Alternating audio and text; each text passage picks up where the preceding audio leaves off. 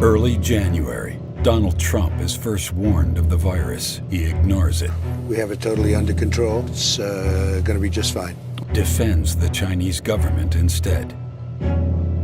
January 30th, Trump's own cabinet secretary warns of a pandemic, raising concerns that the Chinese government isn't being transparent. Trump calls him an alarmist. We think we have it very well under control. We're working very closely with China and other countries, and we think it's going to have a very good ending for us. The next day, the Dow plummets 600 points. Desperate to protect the stock market from sliding further, Trump continues to deny the threat and praise the Chinese government. We're doing great in our country. China, I spoke with President Xi, and they're working very, very hard, and I think it's going to all work out fine. Looks like by April, in theory, when it gets a little warmer, it miraculously goes away. But global cases more than double, spreading to over 24 countries. February 25th, one of the CDC's top experts, Nancy Messonnier, speaks out, warning it could soon become a full-scale pandemic. Disruption to everyday life may be severe. And I told my children that while I didn't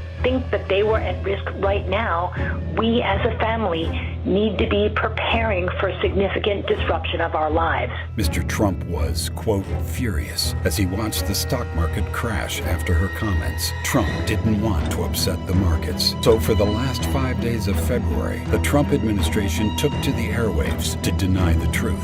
We have contained this, I won't say airtight, but pretty close to airtight.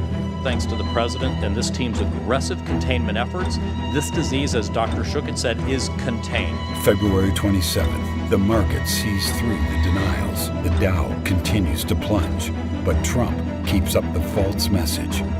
It will go away. Just stay calm. It will go away. I think we're going to get through it very well. April turns into May. The virus doesn't disappear. There is no miracle.